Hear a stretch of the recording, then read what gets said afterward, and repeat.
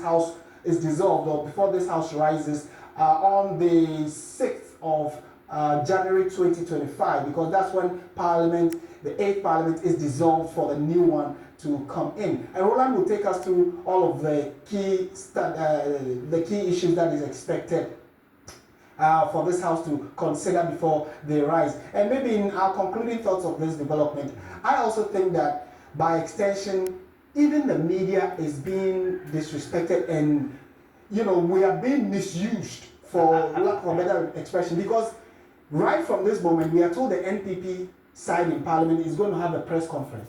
Right after that press conference, there will be a response by the NDC, and then they will be doing press conferences, and the substantive issue of bills to be considered, the fact that you need all of these to be done before you rise, has become secondary to them. And that is where I believe that the Supreme Court needs to also reconsider some of these decisions. And Speaker Bagby yesterday in his address made it clear that the confusion or the controversy that arose in Parliament is an issue that they can jaw and discuss and finalize. It didn't need the Supreme Court to come in. The NPP side is making the argument that so far as it borders on law and the law needs interpretation, then it must go to the Supreme Court. But the Speaker disagrees with that position as well, where he says clearly we can deal with our own selves. And in fact, there is laxity in the Constitution that gives them the room of maneuvering to disagree and agree with each other on issues and come to some finality. While you're watching Election 360, we are ranting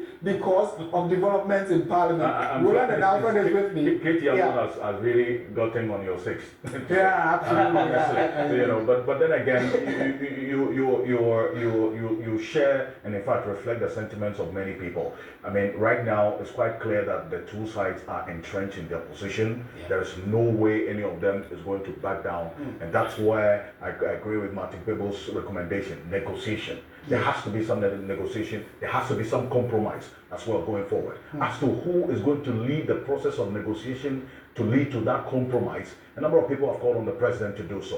It appears the president really, at least, hasn't shown any sign that he's bothered about what's happening in Parliament, even though all the bills that we're seeing, and in fact, apart from the bills, we have two Supreme Court nominees by the president himself, whose approval is pending because of this standoff that we're seeing as well. So we've had the Council of State call on the Speaker.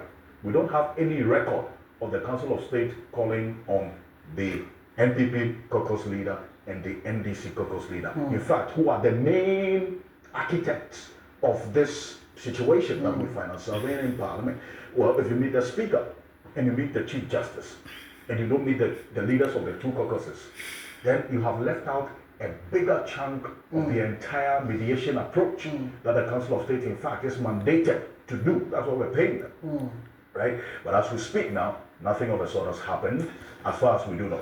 Well, what we also are sure of is that there definitely will be another recall of Parliament, but we do not know when, because it is indefinite. And whenever there is a recall, you can tell that the state expends money, which is actually something they could decide shouldn't be happening. Also, there is a certainty that the NPP is struggling and has struggled to whip all of its members in line to come to Parliament because they are busily campaigning. And in fact, some NPP MPs have, in confidentiality, given indications that some of these kinds of recalls are hampering their campaign activities in their various constituencies. And you're right. So it's such a burdensome challenge for them. Because there's some 30 days to the election. Yeah. And November 14, they were supposed to rise and go and continue their campaign. Look, as of now, the only concern for these MPs, those who are seeking re-election, a number of the MPs, about almost 80 or 90 of them of this 8th Parliament, are not going to return in the 9th Parliament. Yeah.